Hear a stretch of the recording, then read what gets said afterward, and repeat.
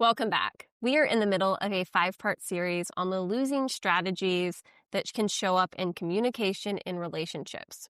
We covered losing strategy number 1, fighting to be right, number 2, controlling your partner, and today we're diving into losing strategy number 3, unbridled self-expression. Terry Real calls unbridled self-expression the barf bag approach to intimacy because that's what it is. It's saying everything that's on your mind with zero filter, zero kindness, zero respect, and zero concern for how it's impacting your partner. And I always kind of wonder when people talk about sharing their truth and speaking their truth, if there's a little bit of unbridled self-expression under that. Because it can be very tempting to feel kind of self-righteous when we say everything we feel like we need to say. But the truth is, if you're in a long-term relationship and you want it to be healthy, you want it to last, you have to learn to be tactful. You have to learn to experience your emotions, to be with your own feelings, to alchemize those and move through those, and be able to deliver feedback to your partner in a way that it can be received. I truly believe that words rooted in fear are repelled and words rooted in love are received. And if unbridled self-expression is your losing strategy, those words are almost always coming from a place of fear. So what does it look like in a relationship to struggle with unbridled self-expression? It's venting without a filter. It's prefacing what you say or ending what you say with something like, I'm just keeping it real. I'm just being honest. It's emotional dumping. It's using terms like always and never.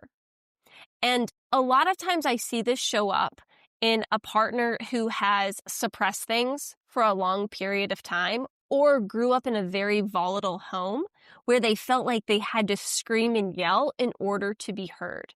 And if you were someone who suppressed things for a long time and it starts to build up, it's like if the straw that breaks the camel's back comes, all of a sudden everything can come out at once. I think about the geysers in Yellowstone. I got to see Old Faithful last year, and we sat there for a while waiting. Seemed like nothing was really happening. Meanwhile, beneath the surface, this pressure is building, even though I was unaware of it. And then all of a sudden, she erupted. It was beautiful to see Old Faithful go. But that's what unbridled self-expression can be like, where instead of addressing something in the moment or coming to your partner with, hey, I want to talk about something that bothered me, and using the feedback wheel and being able to move through it and move forward, it's like keeping everything under the surface, just like that geyser, and then all of a sudden blowing up and releasing things all at once. And for the partner on the receiving end of unbridled self-expression, it can be so emotionally flooding and overwhelming. And it can shut that partner right down. Or if that partner's losing strategy is also unbridled self-expression, or like our next losing strategy, we're going to cover retaliation, it can lead to a louder, more complicated, more messy fight. So what's happening in your physical body? What's happening in your nervous system when you find yourself in this state of unbridled self-expression? Well, you've blown your window of tolerance. You are in a state of fight, exploding, or flight. This need to verbally discharge so you can escape. So what it means is you've gone past the point where you can rationally approach a conversation with your partner. So the first step, if you find yourself struggling with unbridled self-expression, is learning your own triggers and knowing your own body. Knowing when you start to get overly activated, knowing when things are building up inside of you, and becoming more and more aware of when you find yourself stuffing little things down that could eventually lead to a complete blow up. Because when you unload without a filter, your partner doesn't hear you. When you're attacking, you're overly generalizing things, you're just overwhelming them to the point that they likely are going to stop listening, they're going to get defensive, they're going to shut down. This breeds resentment in your relationship. Using statements like, you always do this, you never do this, that's rarely accurate. That's typically not what's happening in your relationship. And it creates the perfect pool for resentment to fester because your partner is going to feel so misrepresented and attacked by you. And it creates emotional distance. Unbridled self-expression lands like a stone throw into a pond. It creates these emotional ripples that extend so far outside of the conversation. And over time, they erode trust. And your partner may feel like they walk on eggshells around you. And if you've ever heard that, that's kind of a clue that I wonder how I express myself. Do I have this losing strategy of unbridled self-expression? Because if the person who's living with you is like tiptoeing around you, it's likely because they're afraid of setting you off.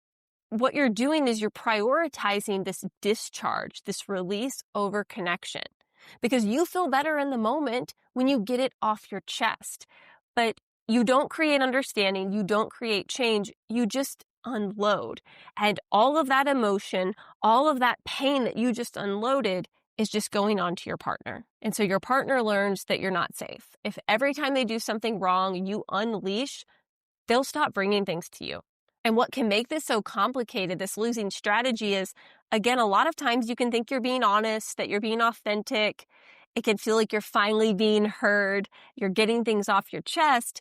But what you're actually doing is overwhelming your partner, making them defensive. You're prioritizing discharge over connection, and you're making it impossible for them to truly hear you. Because authenticity without consideration is just cruelty. I'm going to say that again. Authenticity without consideration is just cruelty. And you can be honest and be kind. You can express your feelings and be respectful. Those things are not mutually exclusive of each other. And unbridled self-expression might feel cathartic in the moment, but it's going to destroy your connection in the long run. So what do we do? What is the shift if this is the losing strategy that you experience? Well, the first thing is to be able to recognize, like I said, when you're flooded. If you're using always and never, if you're feeling an urge to unload everything at once, that's the sign that you're flooded. Your window of tolerance has been breached, and you're in a survival state where you cannot communicate effectively. So ask yourself, when you start to notice these things, am I calm enough to have a conversation right now? Am I about to unleash, or am I about to communicate? Number 2, take a responsible timeout. For clients that struggle with this, I always tell them, use the pause button. Say, hey, I need a few minutes to calm down so I can talk about this clearly. And then you agree upon an amount of time, maybe it's 15 minutes, and then you go. You go in the other room, you go for a walk, move your body, go scream into a pillow if you need to, but give your system a moment to downshift. And then I challenge you to get specific. It's really easy to make these big claims about everything being wrong when your system is activated. So instead of saying things like always and never, get specific about what's really bothering you.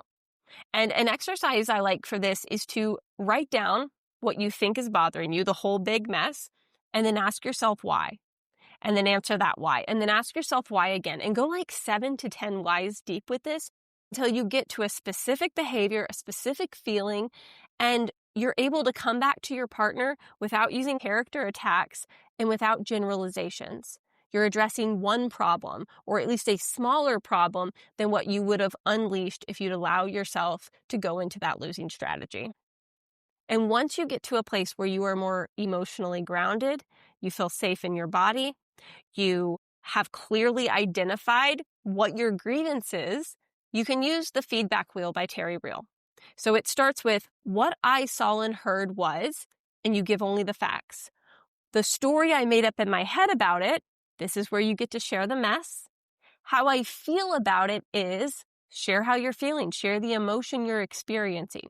And what I'd like is, this is where you share what you need to move forward.